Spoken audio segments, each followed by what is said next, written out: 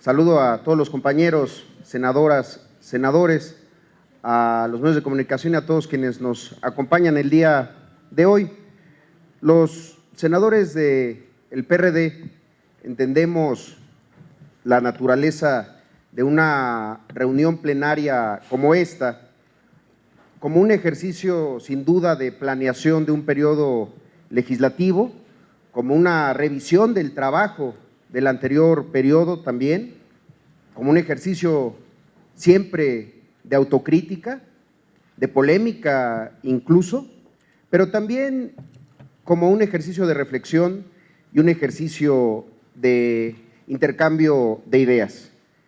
Es por eso que, con el impulso del senador Barbosa, el grupo parlamentario del Partido de la Revolución Democrática hoy se honra de presentar a el profesor en ciencia política Gianfranco Pasquino. El profesor Pasquino nos rendirá el día de hoy la conferencia "Los partidos de oposición en las democracias presidenciales". Y permítanme leer una breve semblanza de él. Gianfranco Pasquino nació en 1942, se licenció en Ciencia Política con Norberto Bobbio en Turín en 1965 y se especializó en Política Comparada con Giovanni Sartori en Florencia. Actualmente es profesor titular de la Universidad de Bolonia y profesor adjunto en Bologna Center de la Universidad Johns Hopkins de Estados Unidos. Ha realizado clases en universidades de Florencia, Harvard, la Universidad de California y la School of Advanced International Studies de Washington. Fue editor del periódico Il Mulino entre 1980 y 1984 y de la revista italiana de Ciencia Política de 2001 hasta 2003, año en que su maestro y fundador de la revista, Giovanni Sartori, se retiró de esta.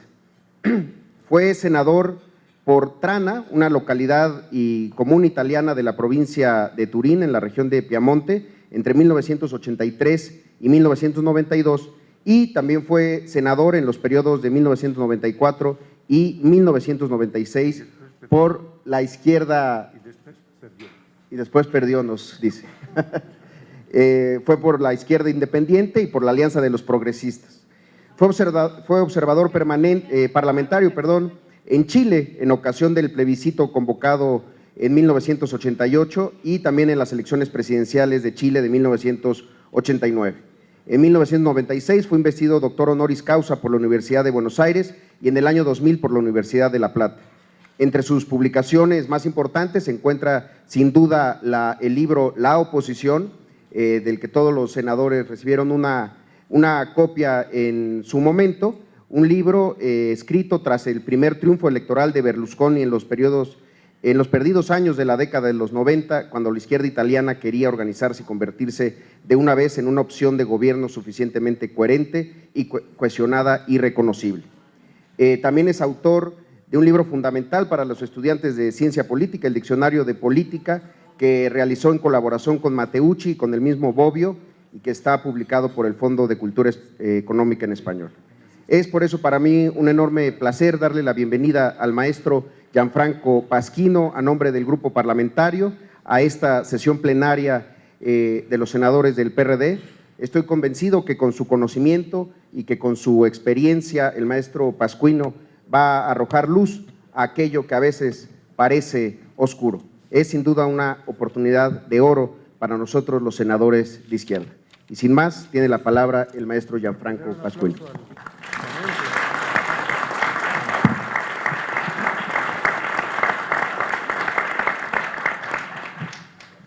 Un poco de culto de personalidad es siempre necesario.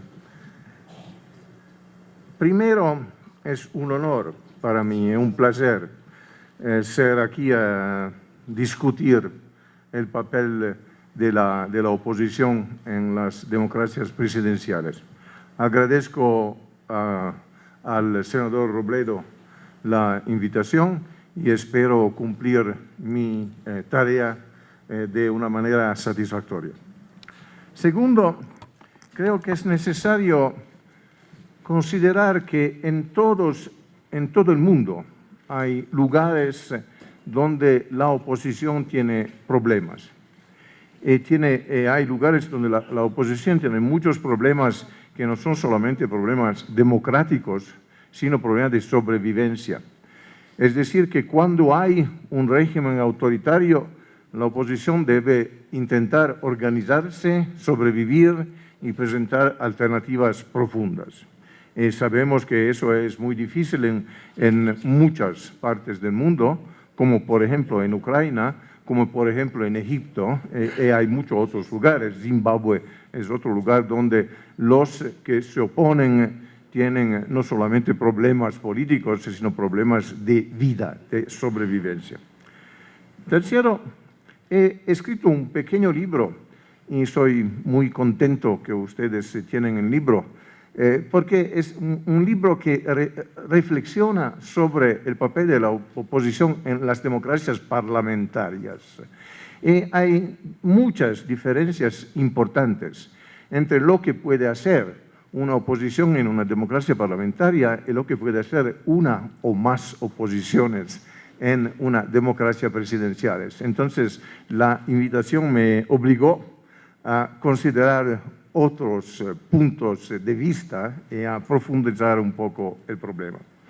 Creo que mi papel no sea solamente de explicar lo que creo desde el punto de vista de un científico político que la oposición puede hacer, sino de sugerir también lo que es necesario, lo que me parece útil.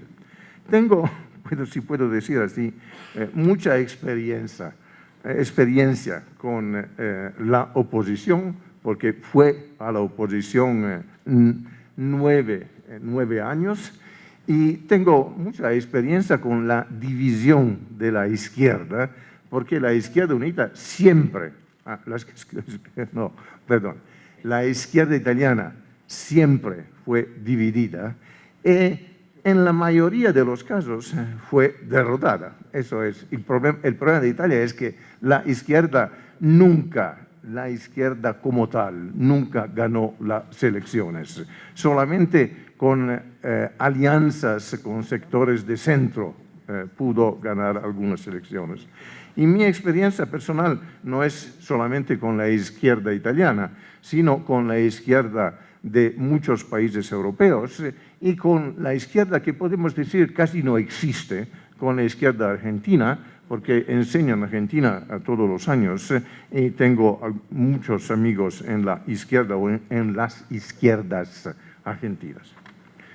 Sería fácil comenzar diciendo que el deber de una izquierda es de derrotar el gobierno, pero es fácil y no es útil, porque no comunica ningún elemento útil a comprender cómo se puede derrotar el gobierno.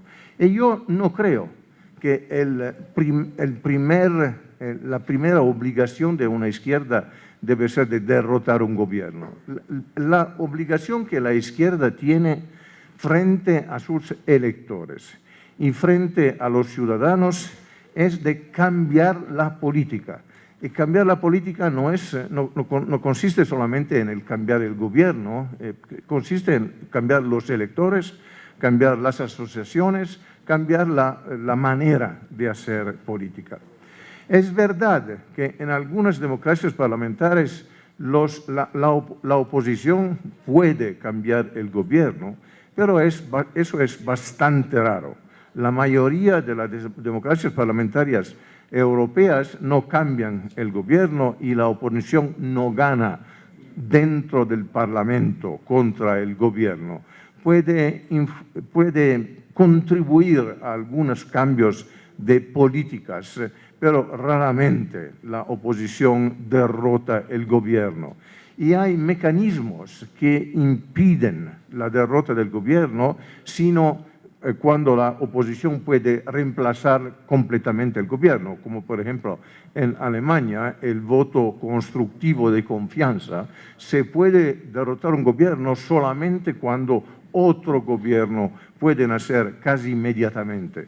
Eso es un reflejo importante del miedo que los alemanes tenían de la instabilidad del gobierno que causó, que fue una de las causas del nazismo. Entonces, podemos analizar las democracias parlamentarias, pero no producen bastante ejemplos útiles al análisis de la política de la oposición en las democracias presidenciales. Segundo, es verdad que es necesario considerar la fuerza como números, como diputados y como senadores de la oposición. Pero la fuerza de las ideas es otra cosa, entonces debemos analizar las ideas, no solamente los números. Y sabemos que las ideas son importantes porque creemos, nosotros, puedo decir así, nosotros de izquierda creemos que las ideas políticas son importantes, que no son una variable interveniente, es una variable marginal, que las propuestas son importantes. Creo que la izquierda tiene muchos dilemas, y no solamente cuando es a la oposición, tiene muchos dilemas cuando es al gobierno, pero voy a analizar los dilemas de la izquierda a la oposición. El primer dilema es contribuir a la actividad política dentro del Parlamento y en la sociedad, o llamarse fuera del Parlamento, es decir, dejar al gobierno de hacer todo lo que quiere porque esperamos las elecciones de la próxima vez. Es decir, intentar quedar puros y duros sin contribuir nada al funcionamiento de las instituciones o intentar contribuir al funcionamiento de las instituciones, mismo si hay problemas inevitables, mismo si eso puede producir contradicciones al interior de la izquierda. Mi respuesta sería que se puede contribuir a la acción del gobierno cuando el problema es un problema de reglas, cuando el aporte de la oposición pertenece a las reglas, pertenece a las instituciones, pertenece a una visión del sistema político y de la democracia de un país. Llamarse fuera lo que, por ejemplo, los comunistas italianos hicieron muchas veces, no cambia la calidad de la política. Puede tener unida una oposición, pero no cambia la calidad de la política y produce, creo, un poco ¿cómo puedo decir? Un poco de desorientamiento, puedo decir así, en los electores de izquierda. Segundo dilema, controlar lo que el gobierno hace o intentar intervenir en las acciones del gobierno, en las actividades del gobierno. Controlar significa evaluar lo que el gobierno hace, lo que el gobierno no hace, lo que el gobierno hace mal. Pero en una democracia parlamentaria es posible hacer todo eso dentro del Parlamento. Creo que en una democracia presidencial no se puede quedar dentro del Parlamento. Es necesario construir redes con las, plural, oposiciones sociales. Una buena oposición parlamentaria en una democracia presidencial debe tener una relación estrecha con todos los grupos de oposición social, todos los grupos. Lo que no significa aceptar completamente las preguntas, los problemas de las asociaciones, de los grupos, de los ciudadanos, significa interloquir, significa discutir con todas las asociaciones, producir algo que sea complejo y que represente de la mejor manera lo que los grupos y las asociaciones quieren, que no es necesariamente siempre correcto y que puede ser correcto, puede ser corregido puede ser corregido, entonces la oposición parlamentaria debe hablar con las asociaciones, pero no es solamente un trámite de las asociaciones dentro del Parlamento. La oposición, cuando controla el gobierno, no debe siempre decir no, eso no se puede hacer, no puede siempre oponerse, no puede siempre rechazar todo lo que el gobierno hace. Debe protestar, creo que eso es muy importante, pero debe proponer algo de diferente. Es decir, debe intentar buscar un equilibrio entre la protesta y la propuesta, si puedo jugar con las palabras. Eso es muy difícil, pero ese es un verdadero aporte de la oposición a la actividad política. El tercer dilema es que la oposición puede jugar todas sus energías en el rechazar lo que el gobierno hace, pero hay otro desafío, puedo decir así. Una oposición de izquierda, y en general la izquierda, mismo cuando la izquierda es al gobierno, no puede solamente responder a algunas preguntas. No es un gobierno solamente que garantiza estabilidad, debe garantizar cambios. Entonces, una verdadera oposición intenta canalizar lo que las asociaciones hacen, y eso es un punto que yo considero muy importante, debe intentar producir algo que cambie la sociedad en el profundo. Es decir, una verdadera oposición y un verdadero gobierno de izquierda debe enseñar a los ciudadanos lo que es posible, lo que es necesario y la manera con la cual es posible obtener lo que es necesario. Una oposición fuerte debe ser pedagógica, es decir, debe producir la educación política de los ciudadanos. Eso no es solamente un problema mexicano, eso es un problema de todo el mundo y de todas las oposiciones de izquierda.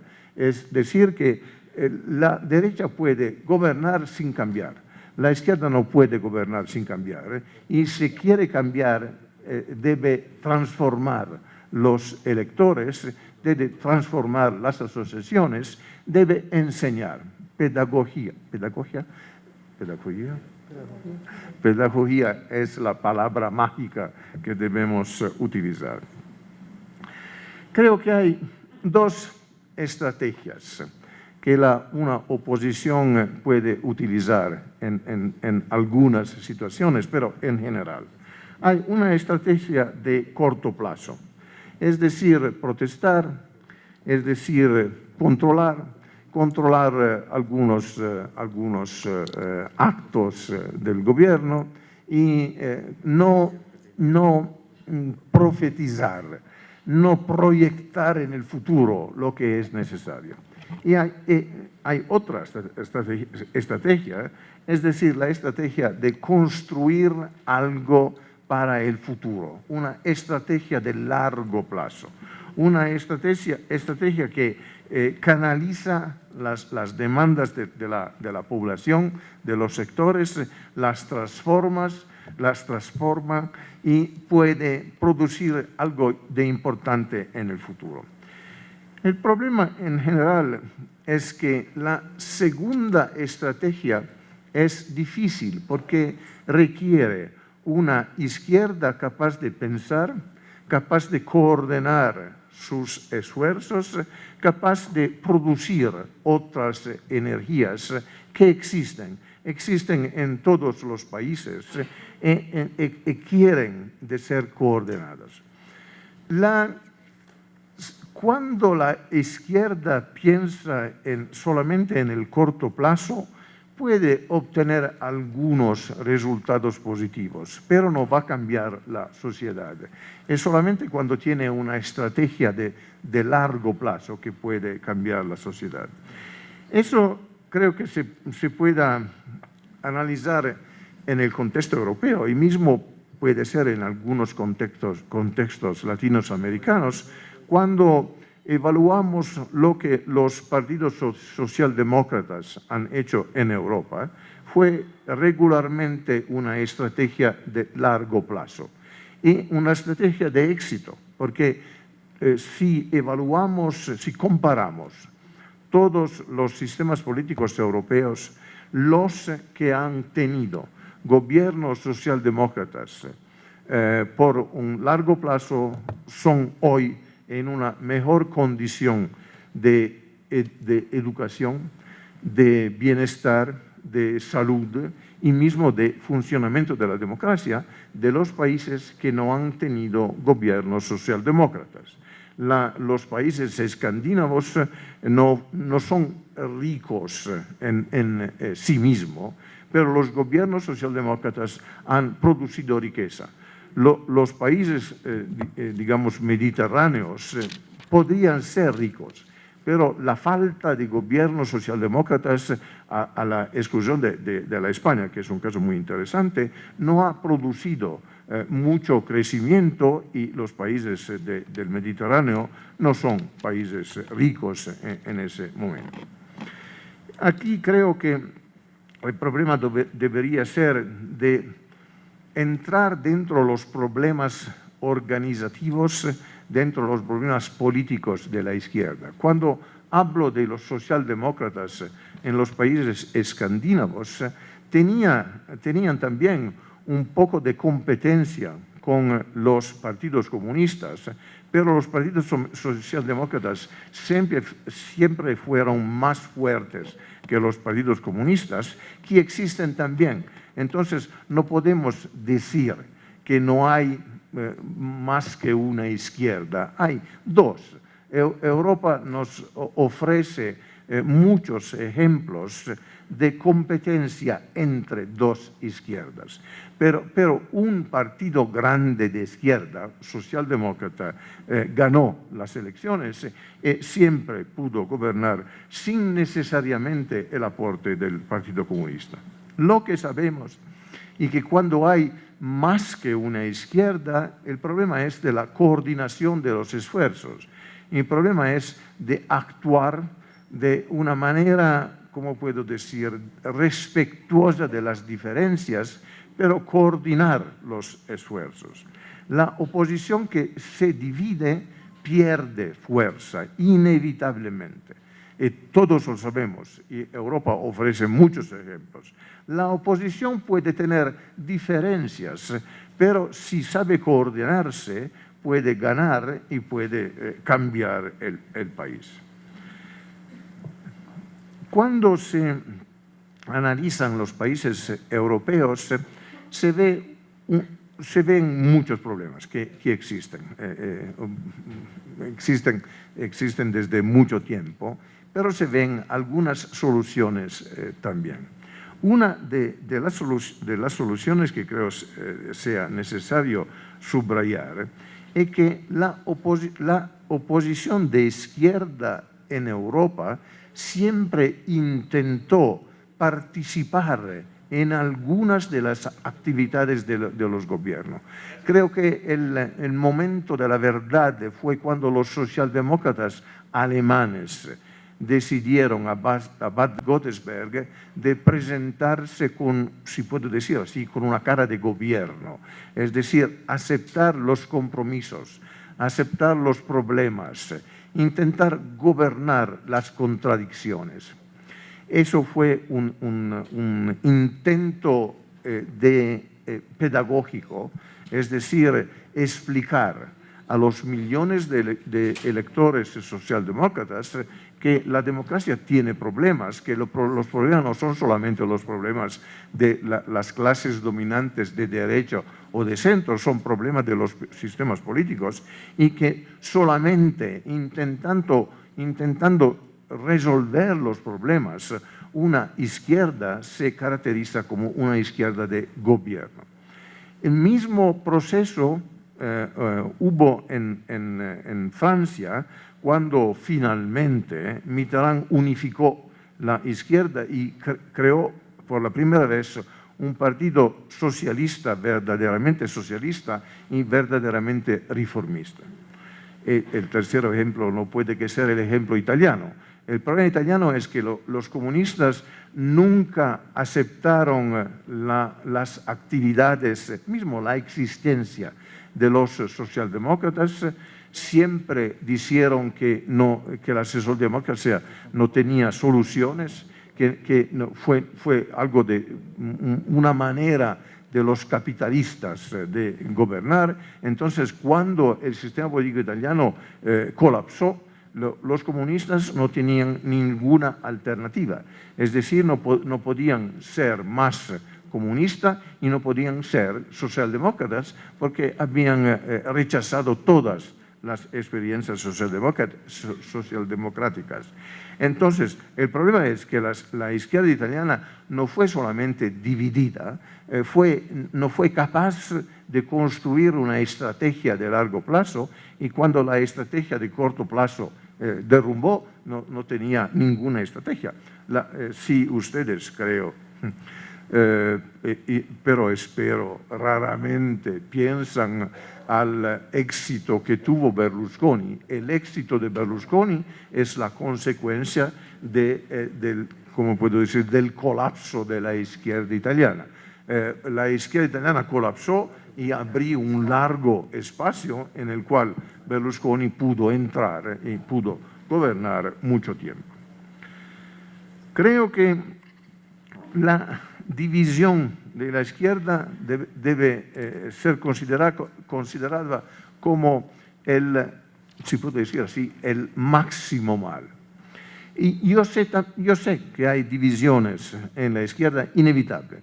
Yo sé que hay divisiones que son divisiones de programa, de visión política, de personalidades. Es verdad, la izquierda tiene en muchos países diferentes personalidades, personajes con calidad, y tiene entonces una competencia entre personas, pero la política en general es una situación de competencia entre hombres y mujeres ambiciosas. Yo nunca votaré un político que me dice que no tiene ambición. No, creo que es necesario que los políticos tengan ambición y que expliquen a sus electores cuáles son sus ambiciones. Y los políticos ambiciosos, mismo si eso es un problema, creo, en México, los políticos ambiciosos quieren ser reelegidos, entonces se comportan de manera responsable. Los políticos que no tienen ambición pueden ser totalmente responsables. Eso es muy malo, no solamente por la izquierda, pero por el sistema político en general, por la democracia en general. Entonces, la aceptación de las diferencias, de ideas, de propuestas, de personalidades, es algo que puede caracterizar la izquierda y puede caracterizar la izquierda de una manera positiva. El problema es cómo combinar las diferencias. Es decir, no creo que podemos eliminar y creo que no debemos eliminar las diferencias dentro de las izquierdas, pero creo que podemos combinar esas diferencias en algo de positivo, en algo de dinámico, en algo de progresistas. Mi último punto es sobre lo que puede hacer, lo que debe hacer la izquierda. Es un problema que la izquierda parece, con algunas pocas excepciones, nunca entender. La izquierda no debe hablar a sí misma. La izquierda debe hablar a los electores, debe hablar a la sociedad. Entonces, la comunicación política es algo verdaderamente importante. Creo que tenemos muchas diferencias de opinión. Si evaluamos, por ejemplo, un grande político que creo algunos de ustedes no consideran de izquierda, Tony Blair. pero el éxito de Tony Blair fue el éxito de una buena comunicación política, de la comunicación política de un líder mismo, creo que se puede decir, con carisma, con un poco de carisma. Entonces, lo que la izquierda necesita es de comunicar lo que hace. No solamente enseñar, como he dicho, sino comunicar. Una buena comunicación es necesaria. Y una buena comunicación no es la comunicación de muchas preferencias, de muchos intereses, de muchas opiniones. Es la comunicación de algo que puede ser hecho y que acepta algunas diferencias, pero tiene un núcleo fuerte. El núcleo fuerte es siempre cambios y cambios para producir más igualdades plural, no la igualdad económica, que no es posible, las igualdades de oportunidades. Es decir, la izquierda intenta crear una sociedad justa, donde todos pueden intentar obtener lo que desean, lo que quieren, y la izquierda crea las condiciones de oportunidades para todos. Si ustedes han leído mi pequeño libro, escrito, ¿sí? Es el pequeño libro rojo de Pasquino. Si ustedes han leído el libro, que fue escrito, creo, en un verano después de la derrota de la izquierda, tiene una frase que todos citan y que yo no me recordaba más, y voy a leer la frase, pero todos han leído la frase porque la introducción de la traductora cita la frase. La calidad de una democracia no depende solo de la virtud de su gobierno o de la interacción del gobierno con la oposición, sino de modo muy especial de la capacidad de esta última. Sí, creo que sí. Es decir, que mismo si la oposición no gana el poder de gobierno, si es una buena oposición, una oposición que sabe cuándo protestar y cuándo proponer, si es una oposición que sabe cuándo controlar el gobierno y cuándo ofrecer aportes al gobierno, la calidad de la democracia y la calidad de los ciudadanos y la vida misma de los ciudadanos puede mejorar. Ese es mi análisis y es también, como puedo decir, un deseo, la palabra italiana sería un augurio a ustedes, porque solamente la izquierda puede verdaderamente cambiar las condiciones de los ciudadanos democráticos. Muchas gracias.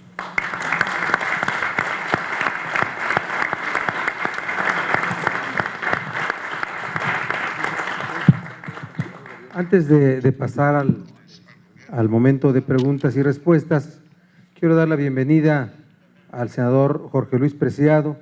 Él es coordinador de los senadores del Grupo Parlamentario del Partido Acción Nacional, presidente de la Junta de Coordinación Política del Senado. Bienvenido, Jorge Luis. Le damos un aplauso a nuestro senador compañero. No se asumen así. Quedé a su derecha, es lo que quiere decir. Aquí hasta cuando nos enfermamos. Pero es fácil ser a mi derecha. Muy fácil. Muy bien, así es que bienvenido, Jorge Luis. Le pregunté cómo venía de tiempo. ¿Nos sigues acompañando en esta mesa o ya te tienes que retirar? A las 12:30 me voy. Bueno, entonces seguimos acá, ¿no? Un ratito. Y para después que nos des un mensaje, ¿verdad? Y ya damos pie a seguir con esta reunión. Gracias. A ver, otra vez la palabra a señor Robledo, que está conduciendo la mesa. Muchas gracias, coordinador. Barbosa, muchas gracias al profesor Pasquino. Y bueno, pues abriríamos una ronda de preguntas para el profesor Pasquino, quienes quieran hacer uso de la palabra, senadores y también quienes además quisieran hacerlo.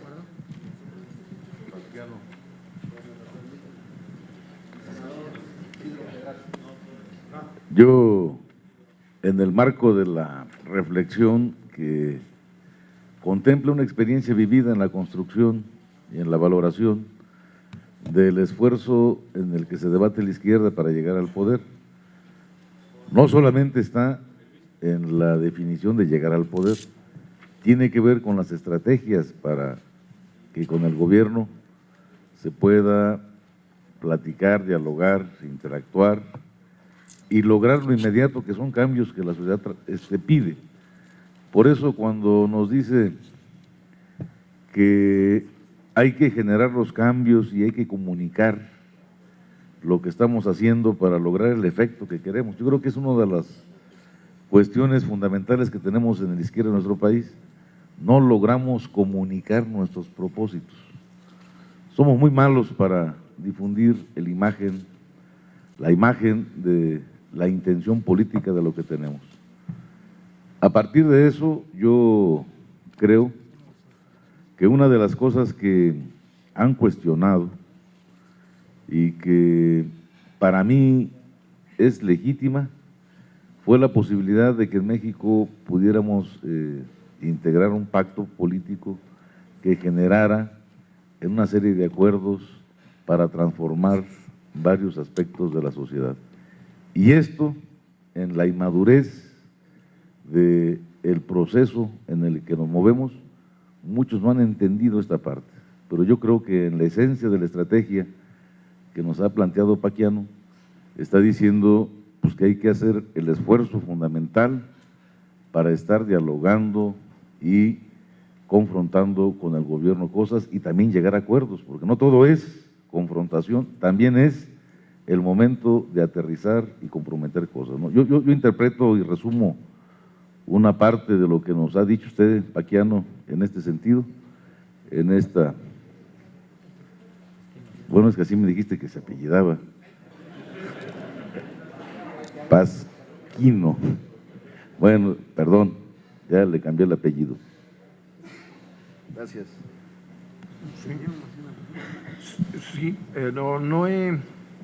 no he tratado de eso, pero la izquierda puede no solamente enfrentarse a un gobierno, puede cooperar con un gobierno si los elementos de cooperación, de concertación, si puedo decir así, están bastante claros, bastante definidos y en especial manera cuando pertenecen a las reglas del juego. Entonces, los pactos son aceptables y hay muchos ejemplos de pacto entre la izquierda y un gobierno. En Europa, por ejemplo, el éxito de la Alemania depende mucho de los pactos, de las grandes coaliciones. No debemos nunca olvidar que los socialdemócratas en Alemania llegan a ser un partido aceptable de gobierno después de una grande coalición en el 1966-1969. Y que si Alemania es tan fuerte hoy, es el producto de otra grande coalición, 2005-2009. Es decir, que la izquierda puede ofrecer aportes, y los aportes son importantes porque producen consecuencias positivas por el sistema político.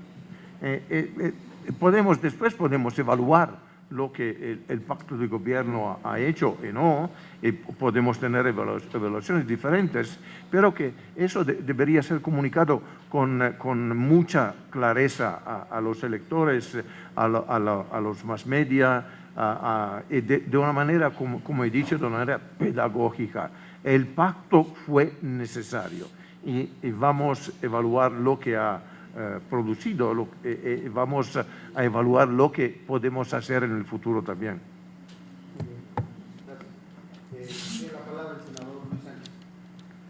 Muchas gracias.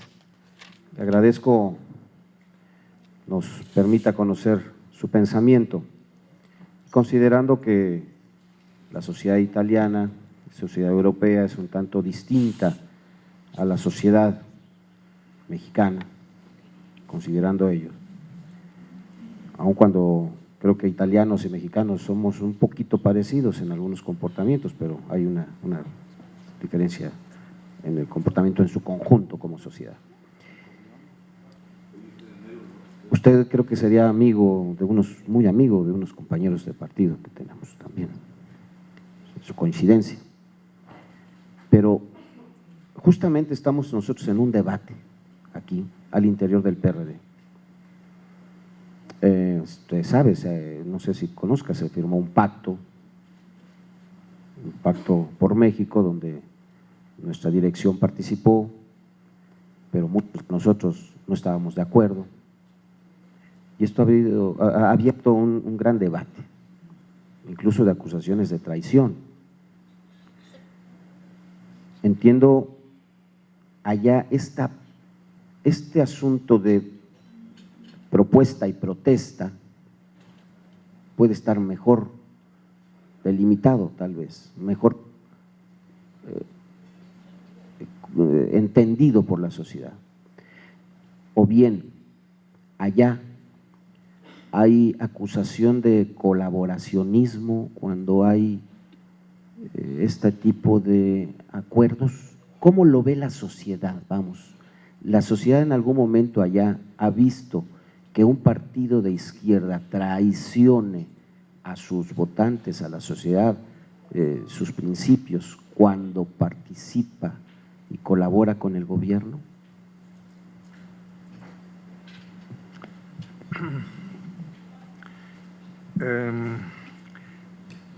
Tener juntas la protesta con la propuesta es una necesidad de la izquierda. No tengo ninguna duda, es necesario.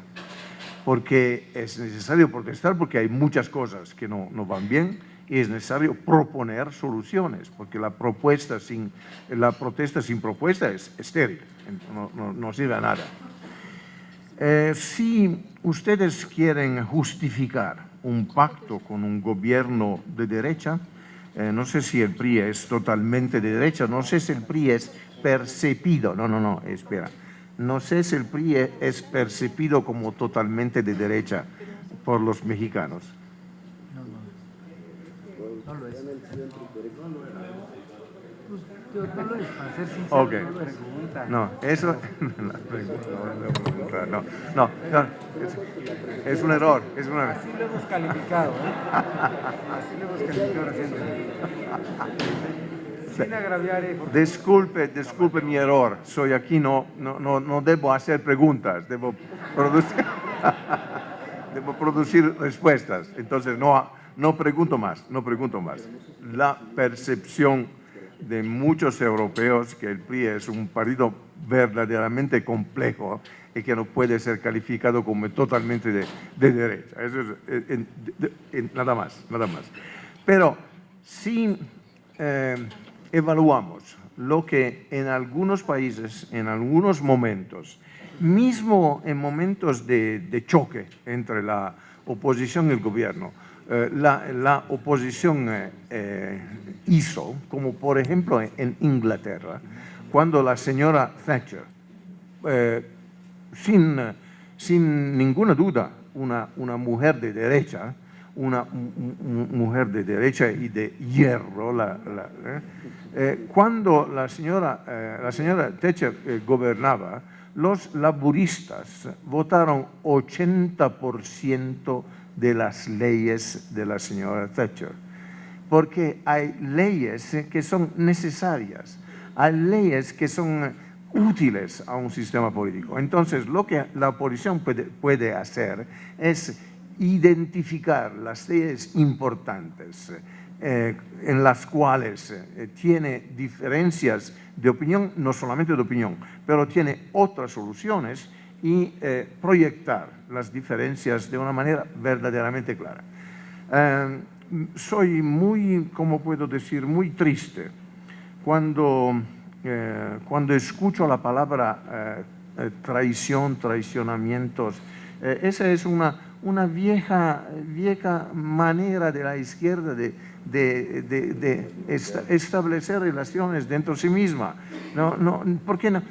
debe ser claro que hay posiciones diferentes, pero no hay la verdad, no existe la verdad. No existe la verdad en general y no existe la verdad en política.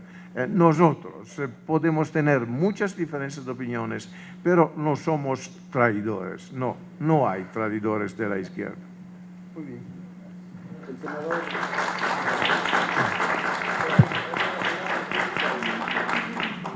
Bueno, los planteamientos, señor Pasquino, los planteamientos que ha hecho son planteamientos muy generales. Yo en lo particular creo que no podemos negarnos a tener acuerdos desde la izquierda con quien esté en el gobierno, pero estos acuerdos tienen que tener un proceso de construcción. No se vale, a mi juicio, que una persona o un grupo de personas a nombre de toda la izquierda electoral y a nombre de toda la izquierda social, porque nadie es dueño de la verdad, puede establecer acuerdos que lleven al país a una dirección que a juicio de muchos no es conveniente. Entonces, esta es una diferencia, porque el planteamiento general que usted nos hace es un planteamiento con el que no reñimos, pero ya a la hora de ponerlo en práctica, a la hora de concretar este tipo de acuerdos, de convenios, de pactos, y la forma en que estos se concretan, es donde muchos de nosotros tenemos esa diferencia. Y yo, como número 2, diría que la forma en que la izquierda ha gobernado efectivamente tiene esas características pedagógicas que enseñan a ejercer el poder de manera diferente en beneficio de los ciudadanos, porque este es el rumbo de la izquierda. Y tenemos ese problema, yo creo, no nada más aquí en México, en muchos lados hay gobernantes de la izquierda que no tienen ninguna diferencia con los gobernantes de los partidos de derecha. Y este es un problema que tenemos. No sé, algunas características que usted nos pueda decir, ya nos dijo algunas otras, que tienen que tener estos gobernantes de la izquierda para poder cumplir con el objetivo de este proyecto de izquierda. He dicho y repito que los gobernantes de izquierda deberían perseguir todas las acciones necesarias a crear una sociedad más justa, a crear oportunidades, porque no podemos decidir lo que los hombres y las mujeres deben obtener, pero podemos crear las condiciones dentro de las cuales los hombres y las mujeres pueden perseguir lo que consideran importante. Si los gobernantes de izquierda aceptan una sociedad, un sistema económico, un sistema cultural como ese, no son verdaderamente de izquierda. Es decir, podemos decir que las políticas no son de izquierda. Y creo que eso sería interesante, producir algunos estándares de evaluación de lo que hacen algunos gobiernos de izquierda. Controlar la situación nunca produce cambios útiles. Y sabemos que hay gobiernos de izquierda que no son gobiernos de derecha, son gobiernos de izquierda conservadores. Entonces debemos criticarlos, pero sin decir que traicionan, que son traidores. Este dice traidores, sin decir eso, que son compañeros que faltan, que cometen errores. Para llevar el orden, está registrada la senadora Angélica de la Peña, Gracias. el senador Fernando Mayán, el senador Encinas, el senador Píndez y Alejandro. Al final. Bien. Gracias, maestro. Yo quiero preguntar más o menos la dinámica de las preguntas que nos preocupan e inquietan. Como puede observar, van más o menos alrededor de lo mismo. ¿Cómo las personalidades, que es algo que expuso, pueden convertirse en un acicate para los acuerdos y para que la izquierda se pueda unir, pueda avanzar, o cuándo se pueden convertir en un obstáculo en el que no se circunscribe a en primer lugar, un reconocimiento de una dirección colegiada con entes, con personalidades importantes, pero que también son necesarias en la discusión colegiada, y por el contrario se impone una visión unilateral. Es realmente en nuestra historia de la izquierda uno de esos grandes obstaculizadores para que la izquierda avance. Es suficiente que respondo diciendo sí. No, yo comprendo, yo considero importantes como he dicho, las ambiciones personales.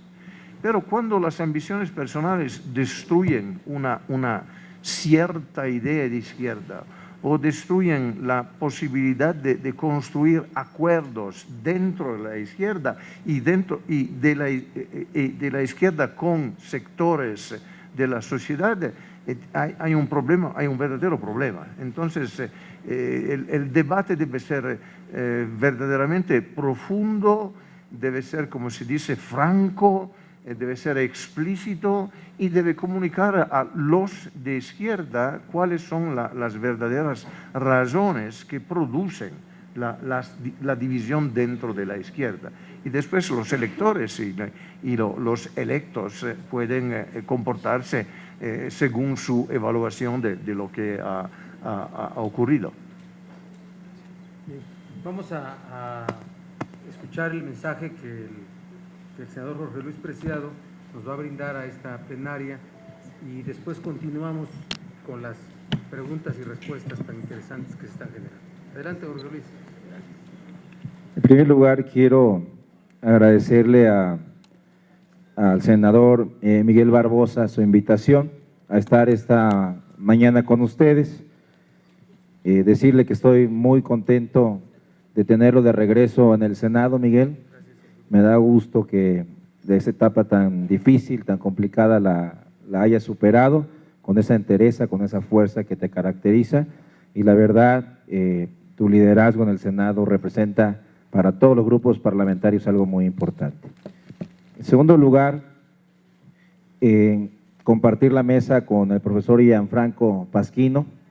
La verdad, yo fui un tiempo que anduve por ahí, no de izquierdoso, pero cercano a ello, leyendo a los intelectuales italianos. El único problema, más allá de Bobbio, fue Sartori, que parece ser que el actual gobierno lo leyó muy detenidamente y bueno, aplicaron la sociedad teledirigida, pero como con la regla en la mano, y mira que les dio resultado finalmente. Llegan en función de algo que fue avisado por Giovanni Sartori hace muchos años, que era el control de los medios de comunicación para promover ciertas personalidades, ciertas imágenes y finalmente la televisión como factor de imposición de ciertos candidatos. Y bueno, México es un ejemplo muy claro, así que no sabemos si es izquierda o es derecha lo que gobierna. Lo segundo es, yo creo que el Senado hizo un trabajo muy importante el periodo pasado, con nuestras profundas diferencias ideológicas que en ocasiones son inevitables, pero creo que en general el resultado de los trabajos que se hicieron en todas las reformas que pudimos sacar adelante y independientemente de las diferencias, creo que fue un buen periodo y que ahora debemos de cuidar la letra chiquita de las reformas secundarias. Y bueno, estamos en la mejor disposición de intercambiar nuestros puntos de vista respecto a las reformas secundarias para tratar de lograr que lo que se plasmó en coincidencia en la Constitución no se diluya en las leyes reglamentarias. Lo tercero, quiero reiterar mi compromiso, el compromiso que hicimos en la última sesión, de que las 3 reformas a las que nos comprometimos las vamos a cumplir en el mes de febrero, que es la reforma al derecho a réplica, la reforma en materia de consulta popular y por supuesto la reforma constitucional al Distrito Federal. Ese compromiso lo vamos a honrar como lo dijimos en esa sesión y cuenten con nosotros para que esos 3 instrumentos jurídicos puedan salir y finalmente también ya darle claridad a la capital de cuál va a ser el rumbo que va a tomar. Finalmente, para no abusar de su tiempo, y creo que sí es muy importante escuchar al profesor que nos ve desde una óptica de afuera y no con la pasión que en ocasiones se nos desborda adentro, creo en la unidad de los grupos parlamentarios. Yo sí creo que la fuerza que nos da la coordinación, y te lo comentaba yo a algunos compañeros, pues uno coordina y es coordinado al mismo tiempo. Difícilmente un coordinador va a imponer la agenda o el discurso o la línea, sino que más bien es escuchar a los demás compañeros para poder ir en unidad a poder acordar, negociar y sacar adelante las reformas que el país necesita. Y para eso necesitamos grupos parlamentarios muy consolidados, muy unidos, con las diferencias que puede haber entre nosotros y las diferencias que puede haber al interior de nuestros propios grupos parlamentarios, realmente que si vamos en unidad como grupo, podemos sacar más cosas que al que vaya cada legislador en lo individual, y sin que esto le quite la posibilidad de hacerlo. Y bueno, vamos a pasar ambos grupos por un proceso de cambio de nuestras direcciones nacionales, y es muy tentador en ocasiones traer los temas externos que inevitablemente se dan en la competencia electoral interna hacia las cámaras, y que en las cámaras se convierten en algunas ocasiones en obstáculos para sacar las reformas adelante. Yo lo que he hecho con mi grupo parlamentario, y se lo externo como opinión, jamás me atrevería a dar absolutamente ninguna sugerencia o recomendación, es nosotros vamos a tratar de mantener la competencia interna del grupo del Partido de Acción Nacional para elegir a su dirigente, ajena a la vida interna del grupo parlamentario, porque de lo contrario lo único que provocaríamos sería una división al interior de nuestro grupo, en virtud que uno de nuestros compañeros está compitiendo por la misma posición para ser dirigente nacional. Entonces nuestra opinión al interior del grupo es que cada senador apoye al candidato que desee, y mientras al interior poder conservar la unidad para poder sacar adelante las reformas que el país necesita. Esa es la posición que vamos a asumir, con la intención de poder seguir trabajando de manera coordinada.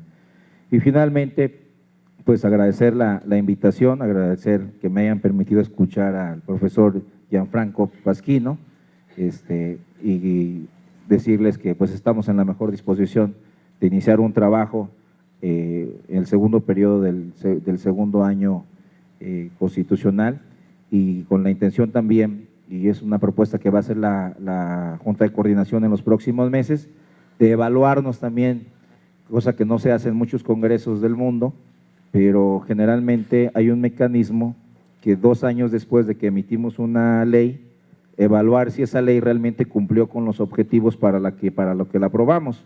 Y pongo el ejemplo de la reforma laboral, que hace más de 1 año y medio que la aprobamos, y al día de hoy no se han generado los empleos que en ese entonces se dijo que se iban a generar con esa ley. Y así yo creo que tendremos que generar un mecanismo en el Senado que nos permite evaluar todas, incluyendo la reforma educativa, la reforma en telecomunicaciones, darles el espacio para su aplicación, y en caso de que en la evaluación nos señale que no hicimos lo correcto cuando aún y con bombo y platillo las llegamos a festejar, pues realmente su aplicación en la realidad sí debe ser evaluada para saber qué rumbo tenemos que tomar o redireccionar en la nueva realidad que nos está marcando el país. Con eso termino, agradeciéndole al senador Barbosa nuevamente su invitación, y a todos ustedes su amistad, y por supuesto el que podamos trabajar juntos y compartir estos próximos 4 años y medio que nos quedan. Muchísimas gracias. Gracias.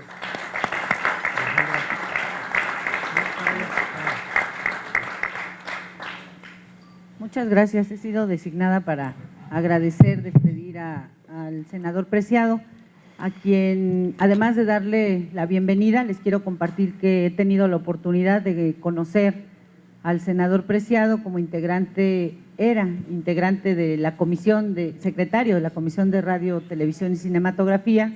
Ahí tuvimos oportunidad de conocernos, y bueno, yo no puedo dejar de reconocer la sencillez con la que siempre participó en esa comisión, una sencillez que ha conservado ahora como coordinador de su grupo parlamentario, y esa sencillez es la que nos ha permitido transitar de grupo a grupo, su interlocución con nuestro coordinador, el trato que nos ha dado a todos los integrantes de las diferentes comisiones cuando le hemos ido a tratar temas referentes a nuestros asuntos específicos, siempre ha habido esa actitud.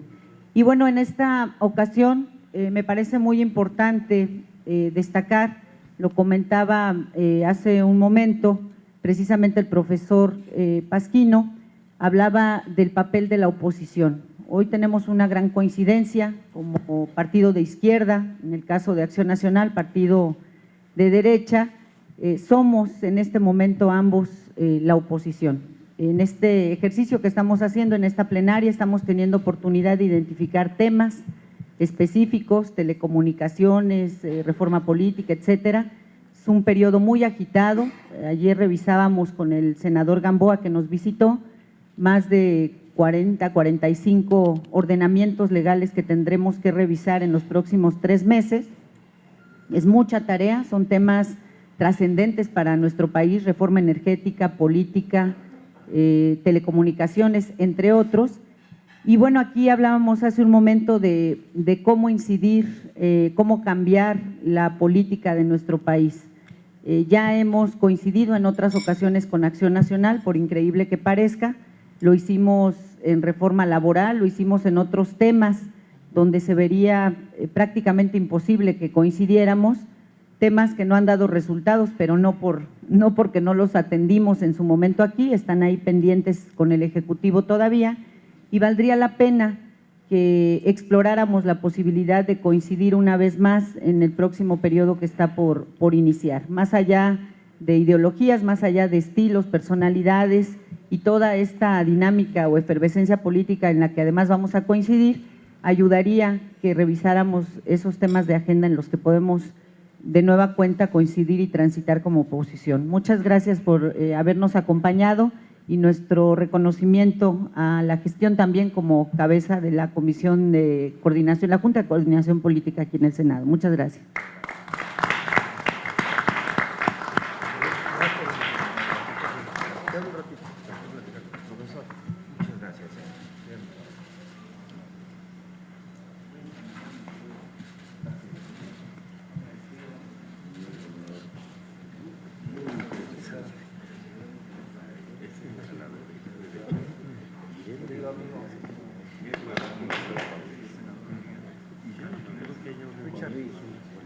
Una corbata amarilla, ya me tienen que dar una.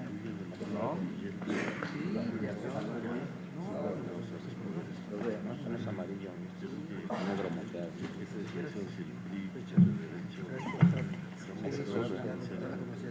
Pinche daltónico, cabrón.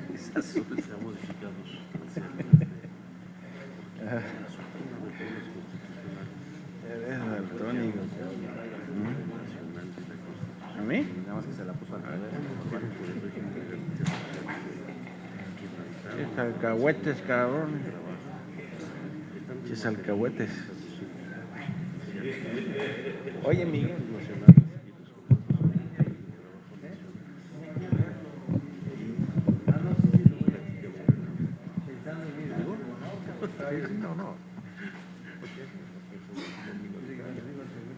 No, aquí es mayoritaria.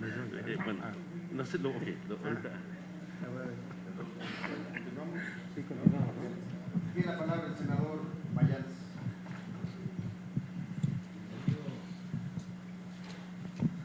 Bienvenido a esta reunión, maestro Pasquín.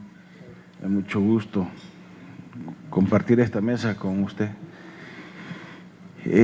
Un comentario breve de los términos izquierda, derecha, ¿no son cuaternarios? ¿No son? Cuaternarios, viejos, prehistóricos. Ya no se deberían utilizar. Sí. No. Son, ¿cómo puedo decir? Son instrumentos cognitivos. Todos sabemos que izquierda significa cambio y derecha significa conservación. Todos sabemos que izquierda significa un poco de igualdad y que derecha significa menos igualdad. Sabemos que hay algunas diferencias que pueden cambiar, pero poco, en tiempos diferentes. Pero todas las encuestas revelan que los electores saben cómo colocarse, izquierda y derecha. Saben cómo colocar los partidos y saben explicar por qué votan a un partido según su colocación personal. Entonces los términos no son cuaternarios. Y existen en todo el mundo. Y existen mismo en los sistemas políticos que no son democráticos. Cuando llegan a ser democráticos, casi automáticamente y lógicamente los electores se distribuyen sobre el continuum izquierda-derecha. Tiene la palabra el senador Alejandro Encinas. Muchas gracias. ¿Ya estoy bien?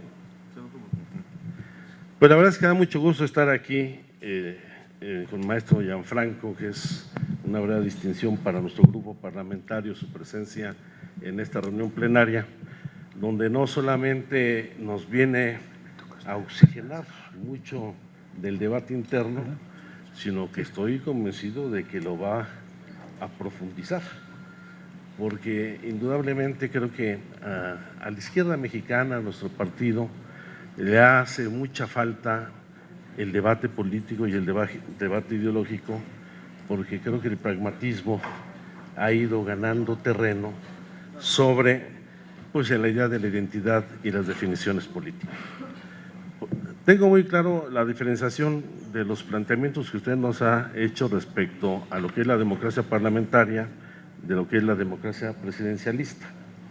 Sin embargo, usted nos señaló algunos referentes de identidad o de problemáticas comunes a la izquierda en el mundo. Uno de ellos es la importancia y la imperancia de la unidad para poder garantizar que la izquierda se convierta en factor de cambio y de transformación en la oposición y desde el gobierno. Aunque claro, como lo comentábamos hace un momento, la gran diferencia también entre las izquierdas y las derechas es que a las izquierdas nos dividen las ideas y a las derechas las unifican los intereses. Y creo que esos son de los grandes debates que nosotros tenemos que hacer para que, reconociendo nuestra diversidad dentro de las izquierdas, podamos concurrir en acciones comunes que no faciliten el camino a la consolidación de la derecha. El fenómeno de Berlusconi efectivamente tiene que ver con la enorme fragmentación de la izquierda, particularmente entre comunistas y socialistas, a diferencia del ejemplo que nos ha puesto el Partido Socialista francés.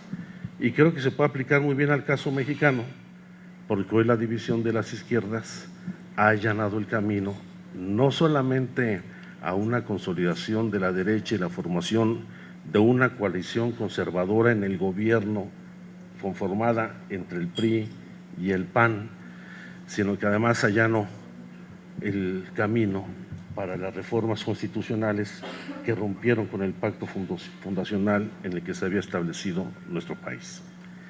Y otro de los aspectos que es importante, que es común para las izquierdas, es el tema vinculado con recuperar la vocación transformadora de la izquierda en la oposición y en el gobierno, y más en el gobierno, porque esta diferenciación también que ha presentado respecto a la socialdemocracia escandinava y la socialdemocracia mediterránea tiene que ver también porque creo que en el caso de los socialdemócratas escandinavos hubo fundamentalmente una plena diferenciación en cuanto a las políticas que siguieron alentando el estado de bienestar respecto al resto de la socialdemocracia europea, que se fueron plegando a muchas de las políticas neoliberales, en donde no encontrábamos diferencias entre el Partido Socialista Obrero Español o el Partido Popular, o las alianzas del Partido Socialista Unificado de Alemania con el gobierno de Angela Merkel. ¿Por qué insisto en esto? Porque si bien todos coincidimos en que la izquierda puede ayudar a construir acuerdos desde la oposición, siempre y cuando en esos acuerdos haya legitimidad, certeza en lo que se suscribe y consenso ante la sociedad, hay un factor que a la unidad y al tema de la vocación transformadora, a mi juicio, debe mantenerse, que es el de la identidad y la claridad del perfil político de las izquierdas. Yo por eso creo que quise preguntarle, en torno a la experiencia europea, ¿qué es lo que ha permitido no solamente que la socialdemocracia no siga avanzando, sino que se vengan recuperando los grupos de derecha, incluso los más conservadores, en países como Alemania, como Suecia? Hemos visto atentados de grupos radicales en países escandinavos como Suecia.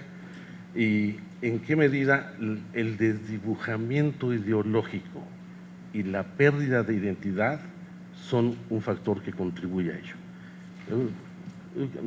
Voy a hacer una pregunta, un comentario que me gustaría pues conocer su opinión. Alejandro quería una pregunta más fácil, ¿es posible?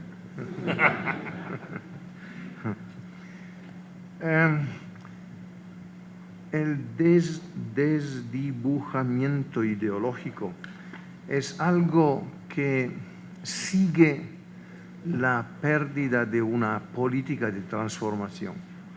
Porque si la política quiere ser una política transformativa, la ideología puede acompañar las transformaciones.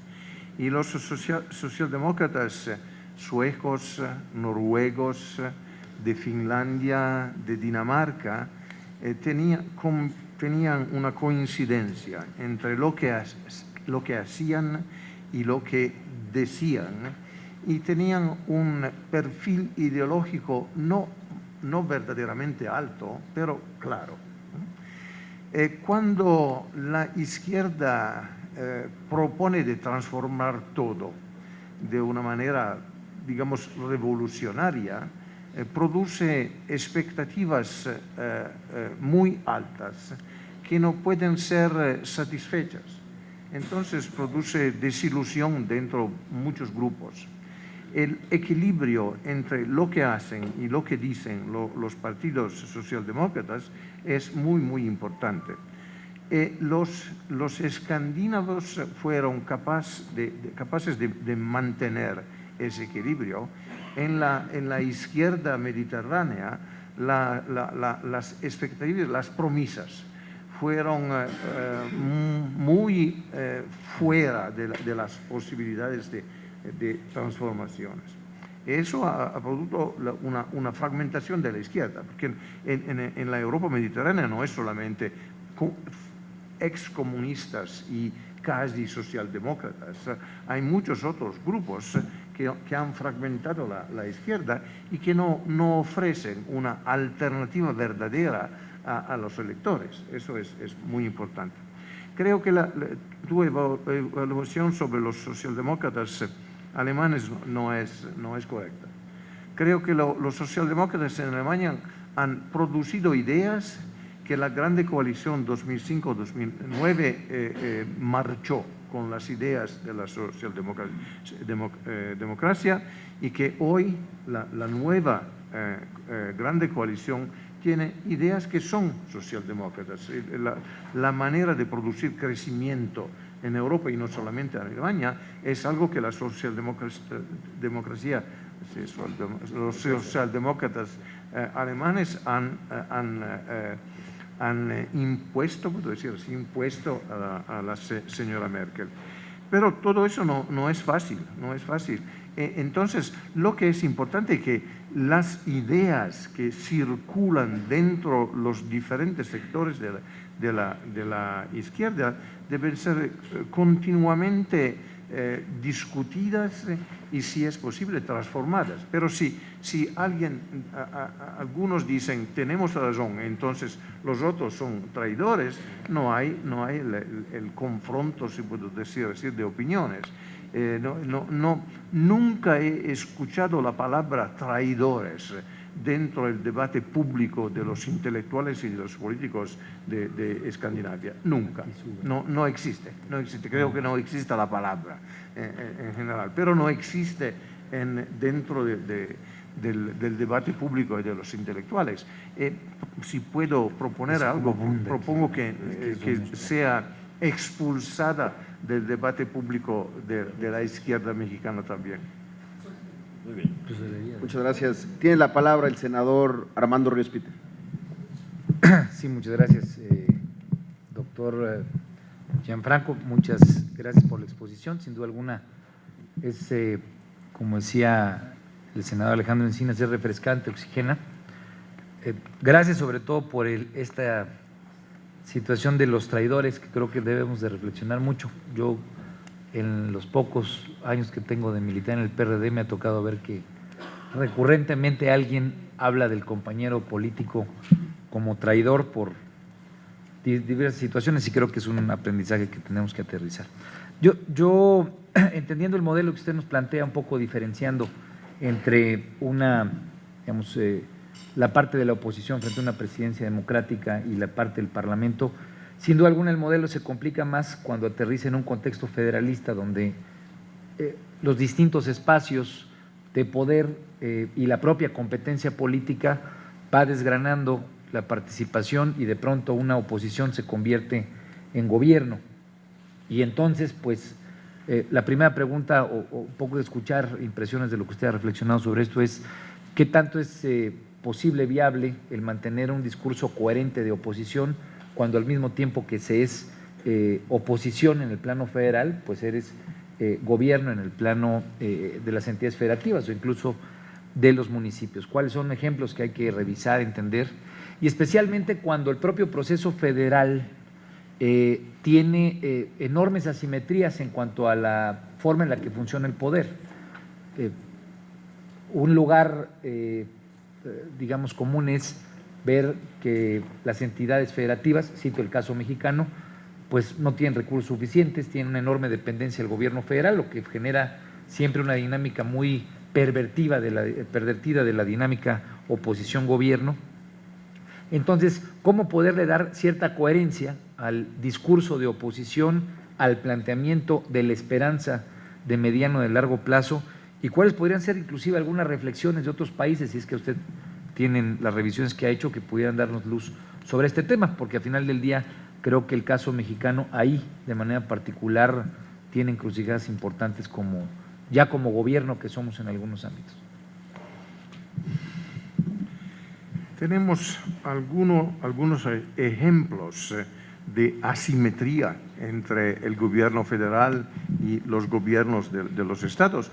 Son los ejemplos de los Estados Unidos. El poder federal intenta controlar a través del dinero lo que hacen algunos gobiernos de los estados. La tensión es inevitable, los conflictos son frecuentes. Pero podemos decir, y creo que sea una idea de izquierda, que los conflictos son el sal de la democracia, porque son conflictos sobre ideas, sobre diferentes maneras de gobernar. Entonces, cuando la izquierda sabe gobernar al nivel estadual, mismo en el Distrito Federal, y produce soluciones, puede utilizar las soluciones, el éxito, diciendo eso es lo que vamos a hacer a nivel federal. Entonces, valorizar las experiencias de gobierno local, estadual, es algo que puede ser hecho, es algo de muy útil. Creo que sea un aporte fundamental, no a la ideología de la izquierda, sino a la capacidad de gobernar de la izquierda. Eso, creo que, si puedo decir así, pero no soy un experto de política mexicana, creo que la izquierda no ha valorizado bastante la capacidad de gobernar el Distrito Federal, que es un caso de éxito.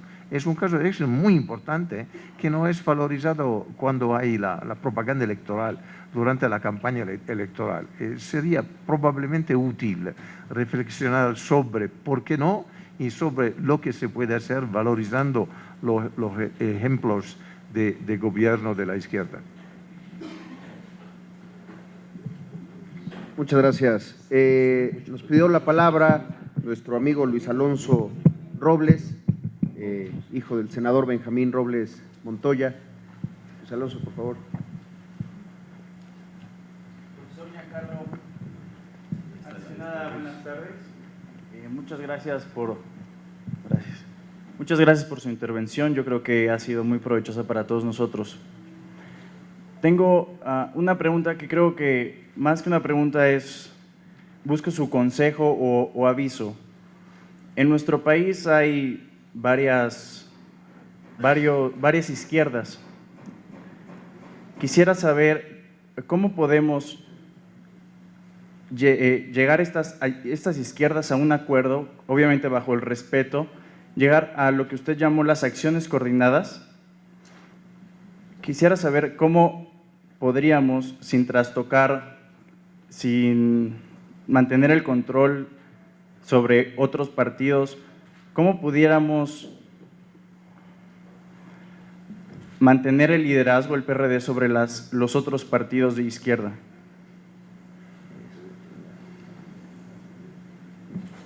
Sí, gracias.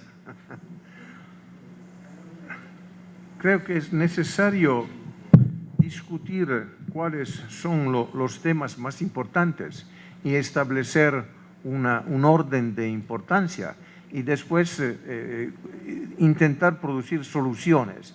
Pero no creo que sea una buena estrategia discutir de todo.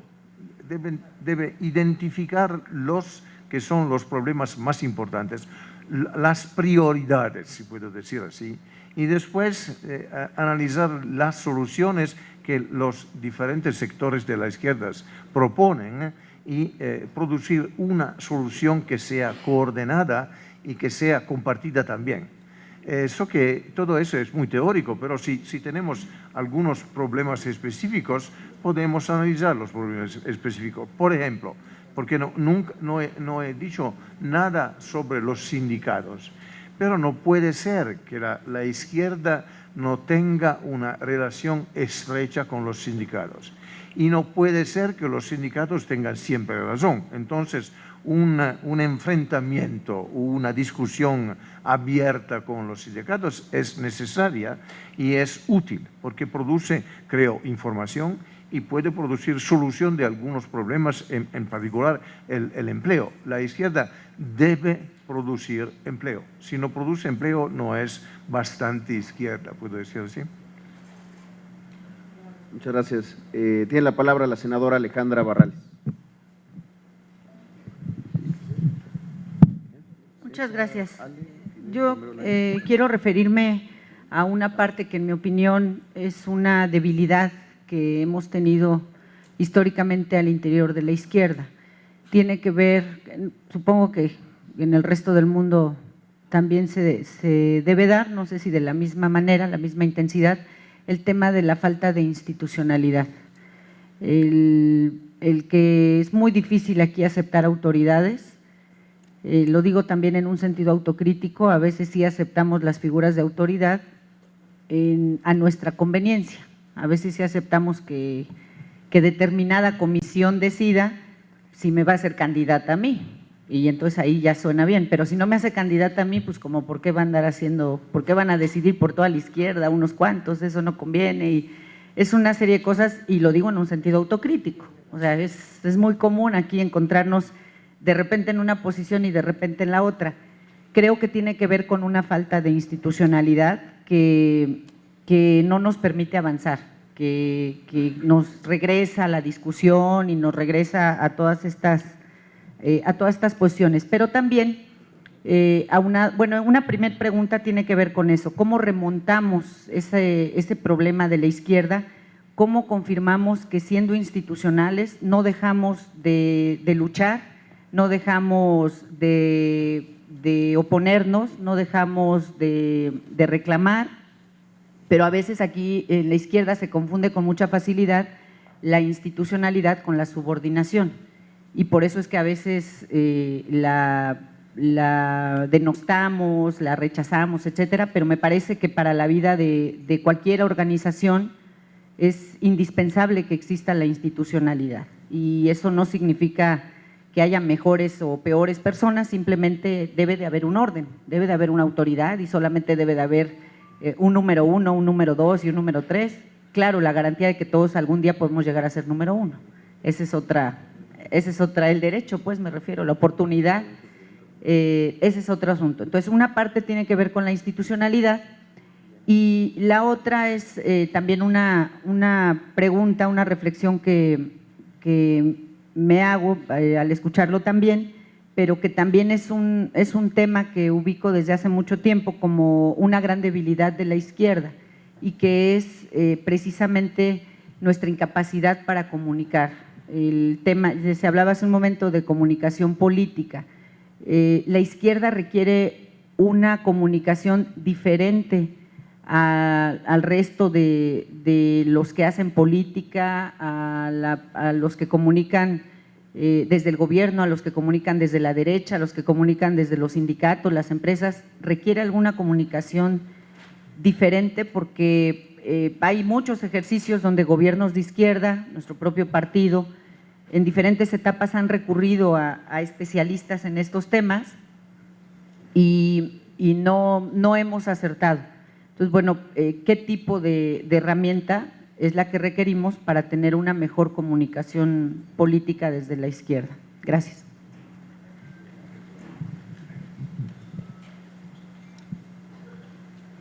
Sí, el problema de la institucionalidad es un problema que es común no solamente a la izquierda mexicana, a la izquierda de toda América Latina, creo. Hay ¿puedo decir tentación? La tentación de creer que los movimientos son mejores de los partidos. Y eso no es así. Los movimientos, yo diría que los movimientos nunca son mejores de los partidos, porque los movimientos no tienen ninguna responsabilidad hacia sus participantes y los partidos tienen mucha responsabilidad hacia los electores, hacia el poder político, hacia las políticas públicas que van a ser aprobadas dentro de un parlamento. Creo que la insubordinación no puede nunca cambiar una sociedad. Puede crear una sociedad rebelde, puedo decir así, pero no una sociedad que se autogobierna. ¿Puedo decir así? Entonces, el equilibrio es entre una institucionalidad de los partidos, de las reglas y mismo de las autoridades, y cambio producido a través de reglas que existen. Si ustedes no aceptan las reglas, es necesario cambiar las reglas, pero no violar las reglas. Eso no sería una buena solución. Creo que todo eso produce una situación en la cual la izquierda debería ser muy clara sobre los criterios que aplica en todas sus actividades, mismo los criterios que permitan establecer quién es el primero, quién es el segundo, quién es el tercero. Eso es necesario. En algunas circunstancias puede ser que todos sabemos quién es el primero, pero en otras circunstancias es necesario tener criterios claros. Mi criterio es único, puedo decir así. Es único, pero es discutible, es decir, la justicia social. Entonces, vamos a reclutar y vamos a aprobar los proyectos que garantizan de producir algo más de justicia social. La comunicación. No soy convencido que la diferencia entre izquierda y derecha es que la derecha tiene intereses y la izquierda tiene ideas. La derecha tiene intereses, pero sería muy sorprendido si la izquierda no tendría intereses también. La izquierda tiene intereses. Puedo decir que la izquierda tiene intereses y tiene también valores. Un valor es, por ejemplo, el empleo. El empleo es importante. Un valor es la distribución de la riqueza. Y todo eso debe ser comunicado. La comunicación requiere algunas capacidades. Hay hombres y mujeres que tienen una inclinación a comunicar mejor que otros, pero son técnicas que pueden ser estudiadas y aprendidas. Entonces, la comunicación es una parte integrante de la política, integrante. Una buena comunicación no es solamente una parte integrante de la política, es una parte integrante de la democracia. No hay democracia si no hay una comunicación que sea respetuosa de las ideas de los que comunican y que sea accesible y no solamente impuesta por el alto. Entonces, la comunicación es, yo quiero que se puede decir, un derecho democrático. Y después es una técnica. Y la técnica puede ser utilizada por la derecha y por la izquierda. Pero si la izquierda piensa que tiene mejor ideas, entonces no es necesario construir una comunicación adecuada a las ideas. Eso es un error. Y la izquierda europea ha hecho el error, en Italia dramáticamente, pero en Francia también somos más inteligentes que los hombres y las mujeres de derecha y no debemos aprender cómo comunicar nuestras ideas. Un error fundamental. Muchas gracias, profesor. Tiene la palabra el senador Fidel de Médicis, después el senador Romero Lainas y finalmente el senador Camacho y concluye el senador Miguel Barbosa. Sí, aquí. Muchas gracias, maestro Pasquino. Sin duda que la izquierda en el mundo y en México ha tenido que adecuarse, pasar de la izquierda revolucionaria a la izquierda electoral. Y en ese tránsito, por supuesto que las descalificaciones fue lo más común. Es decir, cómo renuncias a la posibilidad de arribar al poder por la vía que asegura que los grandes intereses económicos serán sometidos a una vía en donde seguramente vas a estar sometido a los grandes intereses económicos.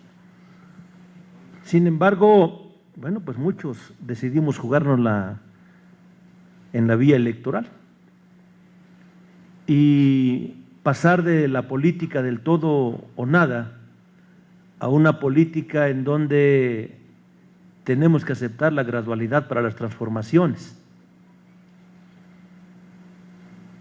Sin embargo, esto ha generado una crisis ideológica muy fuerte, porque ha habido acciones en donde la izquierda ha tenido que hacer, por ejemplo, alianzas electorales, y en esas alianzas electorales la sociedad se confunde. Dice, ¿cómo una alianza electoral de la izquierda con la derecha? Y entonces, ¿cuál va a ser el programa de gobierno? ¿Cómo se van a encontrar el conservadurismo con los progresistas? Y yo sí quisiera preguntarle cómo justificar este tipo de acciones. Creo que, y no perder credibilidad, que esa es la parte más complicada.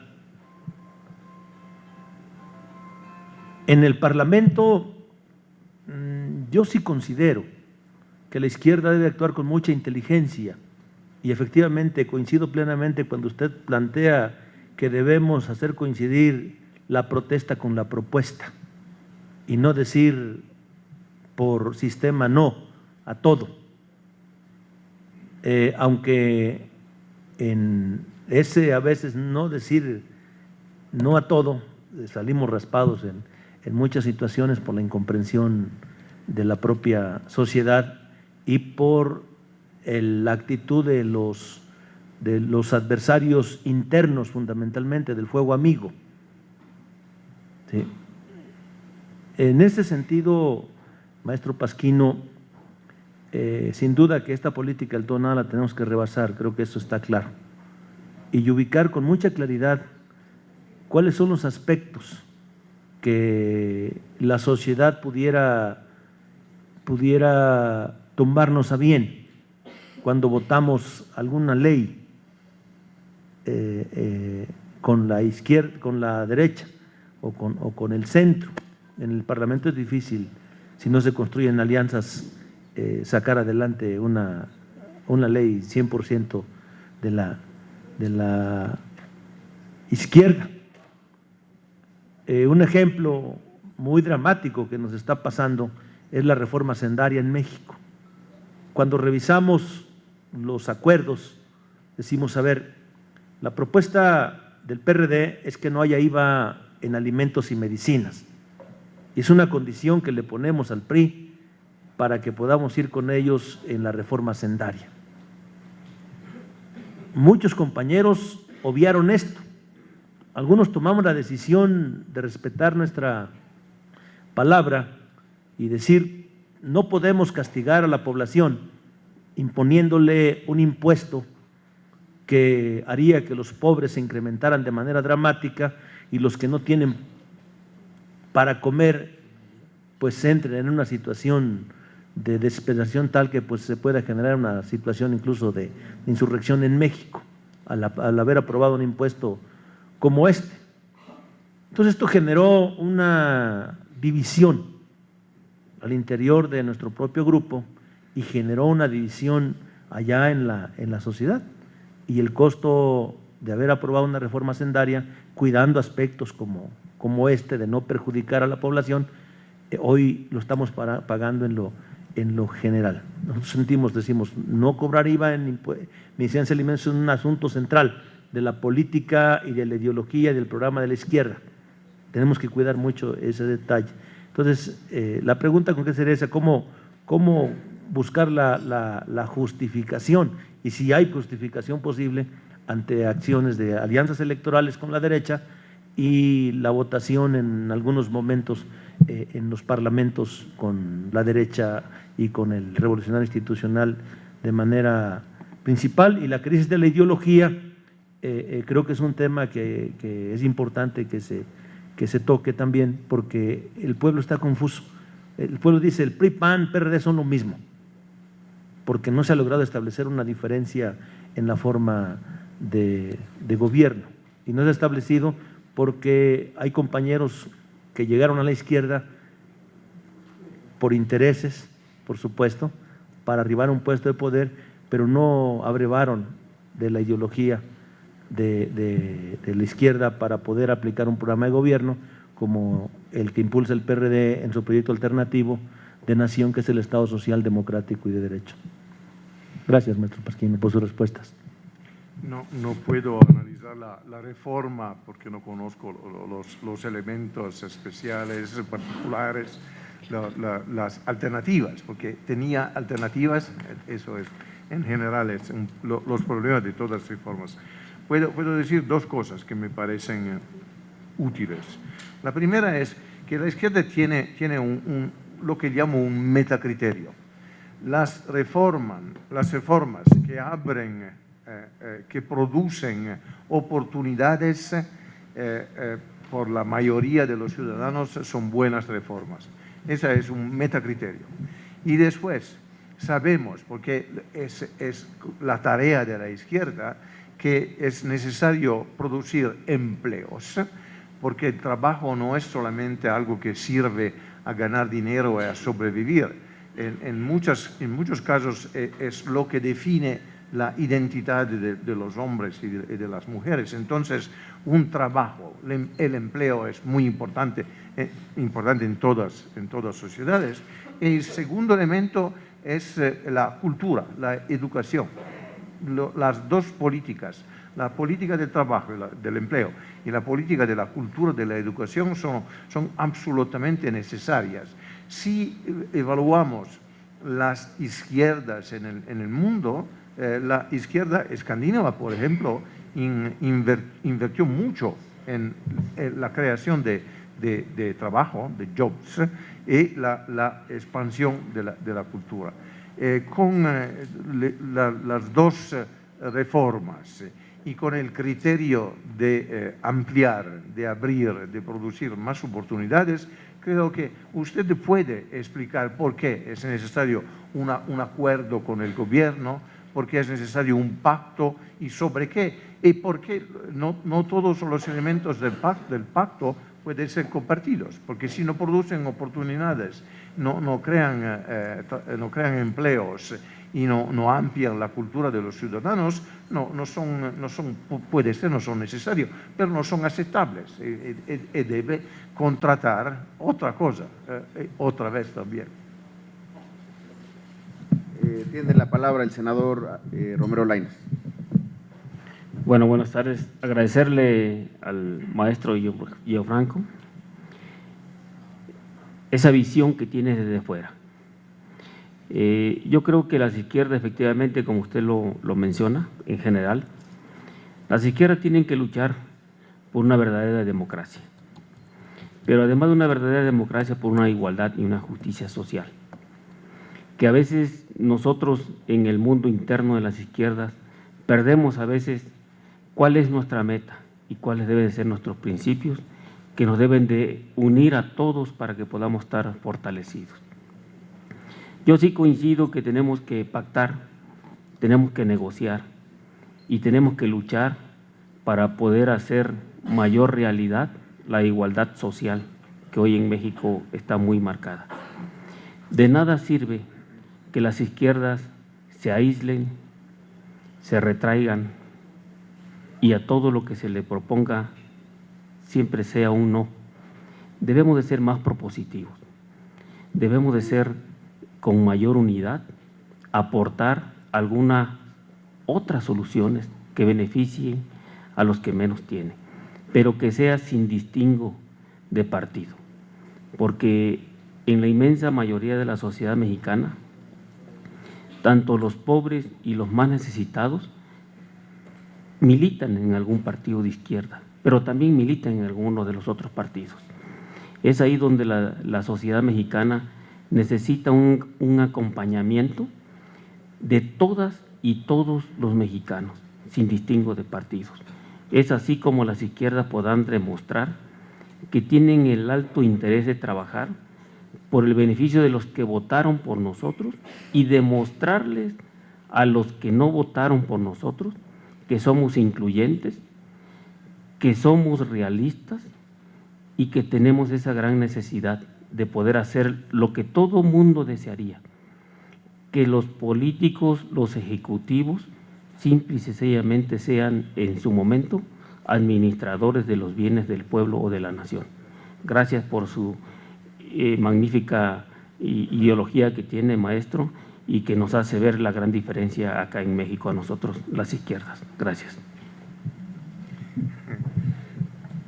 Después de su, ¿cómo puedo decir?, cumplimentos, puedo decir que soy de acuerdo con usted que las dos palabras claves son incluyentes y realista. Y la izquierda no tiene una meta final. La izquierda sabe que puede transformar algo y debe transformar algo más si logra transformar la primera parte de sus objetos. Entonces, no hay la fin de la historia aquí. Hay una historia que se desarrolla a través de éxitos y a través de derrotas, necesariamente, porque en democracia se gana y se pierde. Entonces, es importante justificar las acciones, justificar los pactos cuando sirven a producir algo que es incluyente y que es realista. Yo soy totalmente de acuerdo con usted. Y después, mi otra enseñanza, si se puede decir así, es que la justificación no es solamente una justificación política, es una justificación cultural. es algo que sirve a enseñar a los electores y mismo a los otros representantes de la izquierda lo que hemos aprendido. Y hay mucho a que aprender porque afortunadamente, puedo decir así, por los que estudian la política cambia. Entonces debemos cambiar los métodos y debemos cambiar mismo si tenemos algunas ideas, pero hay algunas ideas que no cambian más. La justicia social es algo que la izquierda debe considerar su ideología, pero la justicia social puede ser conseguida a través de diferentes reformas. Entonces podemos discutir las reformas si somos de acuerdo que intentamos perseguir la justicia social. Muchas gracias. Tiene la palabra el senador Manuel Camacho Solís. Sí, quisiera felicitar al coordinador, a Miguel y a Zoé, por haber invitado al maestro. Creo que no puede ser más afortunado esto, porque estamos discutiendo luego nada más asuntos muy específicos y nos hacía falta una reflexión general. Y creo que difícilmente alguien lo hubiera hecho mejor. Hay una gran claridad, una sencillez en exponer sus ideas y se ve que además hay experiencia política para no nada más quedarse en las ideas. Me parece que cuando oímos estas cosas, pues de inmediato aquí se generan situaciones de posicionamientos personales o políticos, que bueno que así sea, pero yo sí quisiera decir que nosotros no podemos perder de vista cuál es la realidad en la que estamos operando en México. Y la realidad en la que estamos operando en México es que tenemos un régimen presidencial que se está corriendo mucho de nuevo a ser un régimen autoritario, que controla los medios de manera abusiva, con enormes dosis de corrupción e impunidad, con niveles muy altos de violencia en el país y con unos resultados económicos y sociales muy por debajo del potencial del país. Si nos comparamos con otros países de América Latina, pues nos sorprenderemos de lo que ha ocurrido en los últimos 30 años o 25 años, en términos de crecimiento económico, disminución de pobreza. Entonces, frente a esos hechos, frente a esas realidades, pues no me cabe duda que lo que se necesita es una política transformadora. Ahora, ¿cómo se aterriza en México hoy esa política transformadora? Partiendo del hecho de que no es nada fácil, precisamente por las características que está asumiendo el régimen político. Y yo lo diría de manera muy sencilla, pues la única manera de hacerlo es sumando los activos que tenemos. Y los activos que tenemos son las buenas experiencias del gobierno del DF. Es un activo de la izquierda, lo tiramos, pues estamos perdiendo. Sumando a los líderes, a los mejores que podamos tener, reclutando, abriendo las puertas de los partidos a los ciudadanos con más posibilidades de competir, uniéndolos electoralmente. Si nos dividimos electoralmente, tenemos asegurada la derrota, aclarando nuestras ideas y comunicándolas con mucha sencillez y dándonos cuenta que también tenemos que ser congruentes en nuestras conductas personales, porque si no la gente no nos va a creer lo que estamos diciendo. Entonces yo digo que hay una gran oportunidad para que esto se dé, pero si no sumamos nuestros activos y los pasamos por alto, pues difícilmente vamos a lograr el propósito político que todos queremos y que además me parece que sí es realizable. Otra vez, soy de acuerdo, totalmente de acuerdo, creo que es necesario sumar los activos, que la izquierda que se divide no gana las elecciones, y mismo si gana las elecciones, si está dividida no puede gobernar. Entonces todo eso es muy simple, pero creo que hay diferencias de opiniones en evaluar cómo sumamos los activos y cómo creamos, puedo decir, un cartel electoral de izquierda, porque se puede crear un cartel electoral de izquierda, pero después los elementos, las reformas deben ser compartidas, porque una buena reforma que no sea compartida no puede ser implementada, puedo decir así, no puede ser traducida en actos concretos. Pero soy totalmente de acuerdo, el método es el método que usted indica. Y finalmente, para hacer una reflexión sobre lo comentado, nuestro coordinador Miguel Barbosa. Bien, gracias. Yo no aspiro a hacer una pregunta porque ya nuestro ponente ha hablado mucho, ha hablado muy bien y ha de estar un tanto agotado. Solamente decirles que cuando planeamos a principio de año esta plenaria, el senador Zoe Robledo nos propuso que pudiéramos invitar a una conferencia magistral al maestro Gianfranco Pasquino. Y fue un gran acierto poder concretar que se lleve a cabo esta conferencia que, visto cómo se realizó, provocó un debate interno. Sí es cierto, en el PRD hay un debate interno. No quiero hablar de una profunda crisis, quiero hablar de un debate interno sobre hechos recientes, pero tiene que ver con la pluralidad de origen. El PRD es la suma de muchas izquierdas y aquí hay senadores, personajes, senadoras, personajes que resumen formaciones distintas, resumen orígenes distintos y sin duda resumen una visión de la realidad que puede llegar a ser hasta diferente. Así es que yo me quedo, por no decir que nos quedamos, por ser una izquierda, una oposición de izquierda, porque cuando concretamos la venida del maestro, nos dimos a comenzar a revisar el libro de la oposición, el libro clásico del maestro Gianfranco Pasquino, y sin duda lo que establece en ese libro es un ensayo sobre la naturaleza, características y funciones de la oposición en los regímenes democráticos, es decir, la oposición organizada de los partidos políticos. Y el PRD es un partido político de oposición y de izquierda. Así es que protestar y proponer, enseñar y comunicar, no nos hablemos hacia nosotros. Y lo que estamos construyendo en el grupo parlamentario del PRD, queremos generar un modelo de comunicación social, política y electoral frente a esta realidad que la identificamos como la profundización de un modelo neoliberal y la instalación de un gobierno de derecha. No somos la dirección del partido, somos un grupo parlamentario de componentes muy plurales y en esta interesante charla así nos expresamos. Cada quien planteó su preocupación.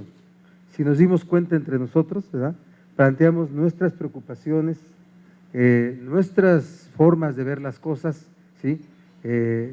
Tenemos, diría yo, un debate interno que resolver y utilizando las palabras de uno de nuestros invitados a nuestro arranque de nuestra plenaria es: abandonemos la D de la división que nos lleva a la D de la derrota. Así es que agradecemos al maestro Gianfranco Pasquino y de verdad muy complacido de la atención que todos los senadores tuvieron en esta charla, de todos los asesores, de todos los invitados. Hemos llevado a cabo una excelente mañana con esta charla, con esta plática de tanto nivel. Gracias, maestro.